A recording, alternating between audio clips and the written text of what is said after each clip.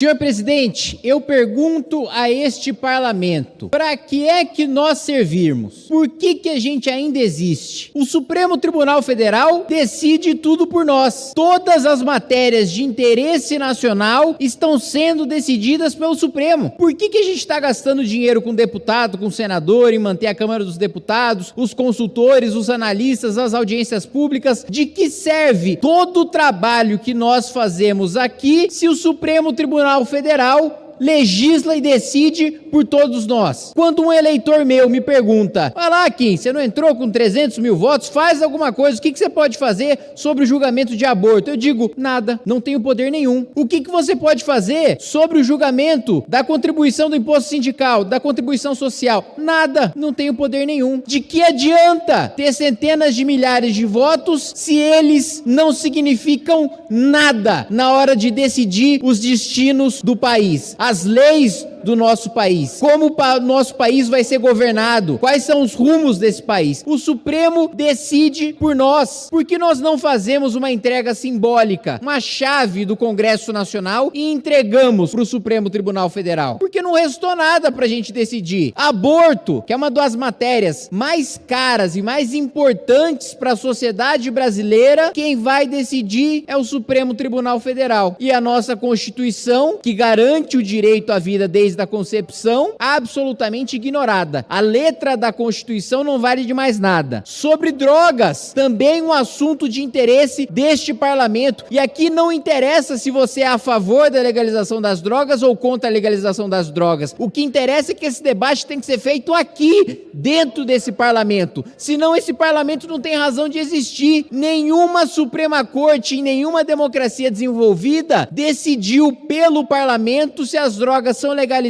ou se não são legalizadas. Somos nós que devemos decidir, independentemente de você ser favorável ou contra. Quando o Supremo toma uma decisão que vai em linha com o que eu acredito, com a minha ideologia, eu não aplaudo, porque não é o Supremo que tem que decidir. Somos nós que temos que votar. Se eu não tenho maioria no plenário para aprovar aquilo que eu acredito e o Supremo faz isso na canetada, eu não aplaudo, porque é este plenário que precisa aprovar, não é a caneta do Supremo Tribunal Federal. Definição sobre terras indígenas. Esta casa votou o marco temporal exatamente na linha da jurisprudência do próprio Supremo. E o Supremo, como maneira de provocação, faz o quê? Marca a data para mudar o seu próprio entendimento sobre o marco temporal. Em democracias desenvolvidas, a Suprema Corte demora 50, 100 anos para mudar o seu entendimento. No Brasil é uma esculhambação. 2, 3 anos depois, o Supremo mudou de ideia e ainda aplica efeito retroativo. Quem não se lembra de matéria tributária em que o empresário brasileiro foi obrigado a pagar os impostos do passado, que já havia vencido na justiça o direito de não pagar? Imposto sindical. Este parlamento acabou com a obrigatoriedade do imposto sindical. Vem o Supremo Tribunal Federal e diz que os sindicatos podem compulsoriamente cobrar contribuição social de 3, 4 dias, ou seja, 3, 4 vezes o que era permitido antes desse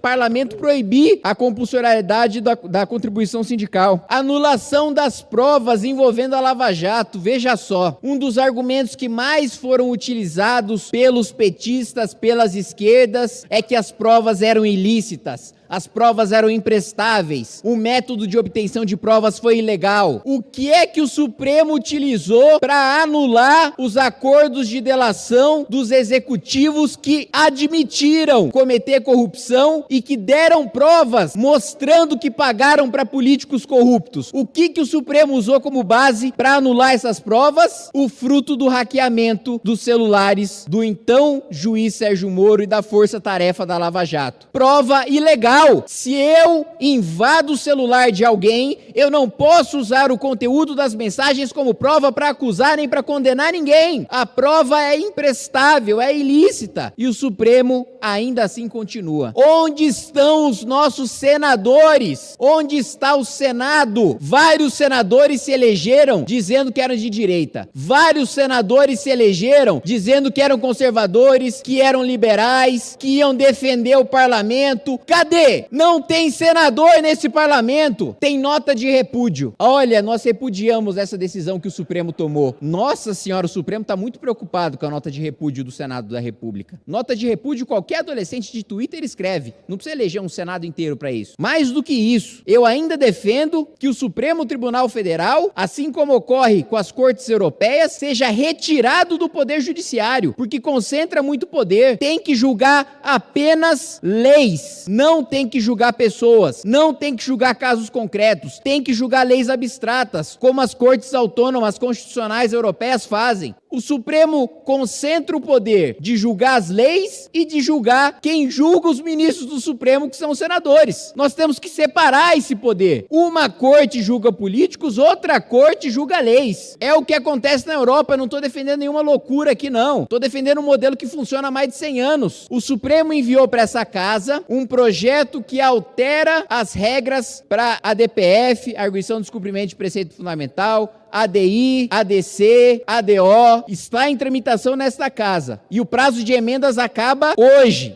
É bom alertar os parlamentares que o Supremo mandou este projeto e o prazo de emendas acaba hoje. Apresentei emendas para inserir o princípio da mínima intervenção judicial no julgamento das ações constitucionais, para que, caso uma liminar seja negada, o Supremo seja obrigado a justificar do porquê que a liminar foi negada. Caso uma liminar seja concedida, em 90 dias o ministro seja obrigado a submeter aquela liminar aos seus pares. Porque hoje a gente não tem um Supremo, a gente tem 11 Supremos. E nós precisamos ter uma Suprema Corte, com um entendimento, com uma decisão. E mais do que isso, proíbe o Supremo Tribunal Federal de tomar decisões sob medidas estruturantes, leia-se, políticas públicas, respeitando a discricionariedade administrativa do Legislativo e do Executivo. O povo elege o Parlamento e o Presidente da República para conduzir, para criar, para executar as políticas públicas. Não elege ministro do Supremo Tribunal Federal para isso. Quem executa a política pública é o Parlamento e o Poder Executivo. A gente já chegou no absurdo de ministro do Supremo fazer cálculo para saber qual seria a melhor alíquota de tributo. Mas o que é isso, gente? Isso não existe em nenhuma democracia séria. Eu estive agora em Israel, conversei com o ministro da Suprema Corte, perguntei para ele qual a opinião dele sobre a reforma judicial que tramita no parlamento. Ele disse: eu sou ministro do Supremo, eu não tenho direito de opinar sobre o que tramita no parlamento. Veja a diferença de um ministro da Suprema Corte de um país desenvolvido para o Brasil. Aqui no Brasil, o sujeito vai para o Jornal Nacional falar sobre o que o parlamento está decidindo, dá entrevista, dá coletiva. É um absurdo. Ou este parlamento toma uma medida altiva para proteger os interesses da população, porque nós representamos a população e não o Supremo Tribunal Federal, ou o Supremo vai terminar fechando essa casa. E aí vai ser tarde demais para chorar. Obrigado, presidente. Gostou dessa análise?